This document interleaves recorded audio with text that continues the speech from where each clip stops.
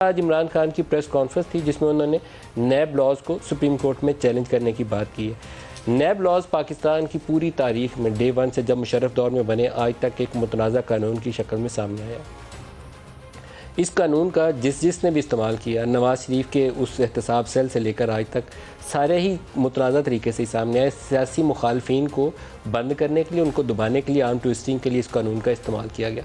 लेकिन क्या हमें इसको मुकम्मल तौर पर ख़त्म कर देना चाहिए? तो इसका जवाब नाम है।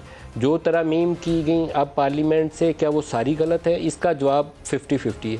कुछ इसके अंदर बेशतर हिस्सा वो है जो पीटीआई ने ख़ुद मुख्तलिफ ऑर्डीनेंस की शक्ल में वक्तन फ़ोक्तन लेकर आते रहे, वो उसके अंदर बहुत ज़्यादा इशू नहीं है। बल्कि कुछ और चीज़ें भी जो अभी की गई हैं, जैसे चेयरमैन की मुद्दत एक ही दफ़ा की होगी 3 साल, उसको एक्सटेंशन नहीं मिलेगी, बहुत मुनासिब है। इसी तरीके से वो जो 90 डे डिटेंशन का ऑर्डर था उसको रिड्यूस करके 14 दिन किया, वो भी बहुत मुनासिब है। पहले वाला ज़ालिमाना कानून था कि एक ही चेयरमैन के ऑर्डर से आप शायद खाकान को बंद कर दें अंदर 90 दिन के लिए, बाद में सबूत मिला या नहीं मिला उसकी बाद में बात होगी।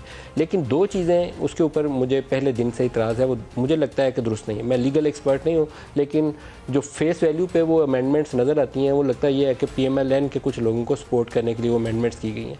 एक ये तरमीम कहती है कि अगर एसेट्स बियॉन्ड मीन साबित हो जाए तो इवन देन आपको ये साबित करना पड़ेगा कि वो जो असासे हैं वो करप्ट प्रैक्टिसेस से कमाए गए, करप्शन के पैसे से कमाए गए, ये अलहदा से साबित करना पड़ेगा।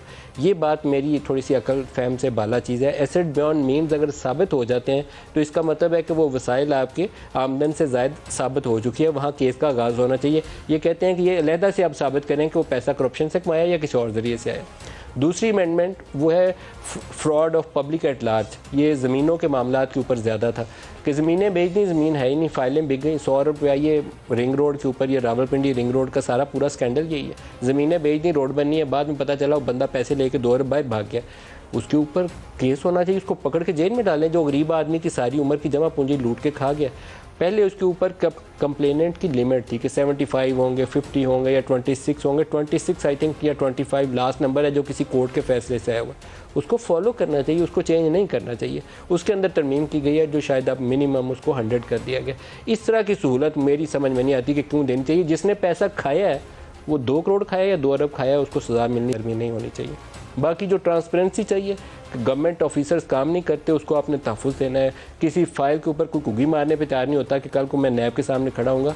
उन चीज़ों को स्ट्रीमलाइन करना ज़रूरी था, पीटीआई ने खुद भी की। जैसे कैबिनेट के decision, economic coordination committee, ECC के फ़ैसलों को तहफ़्फ़ुज़ देना, और इन ऐसी बहुत सारी तरमीम खुद पीटीआई ने की थी, जिसको PMLN ने कहा था कि इसने पाकिस्तान तहरीक इंसाफ ने खुद को NRO दे दिया। वो चीज़ें सही हैं, उनको रहना चाहिए, उसको हटाने का कोई जवाज़ नहीं बनता।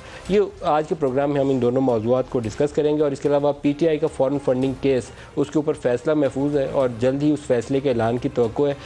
बाज़ लोगों का ख्याल यह है कि जितने फ़ंड्स ममनुआ तरीके से PTI ने हासिल किए उनको फ्रीज़ कर दिया जाएगा, और सियासी तौर पर ये उनके लिए हज़ीमत का बायस बन सकता है। ये फ़ैसला आएगा तो पता चलेगा।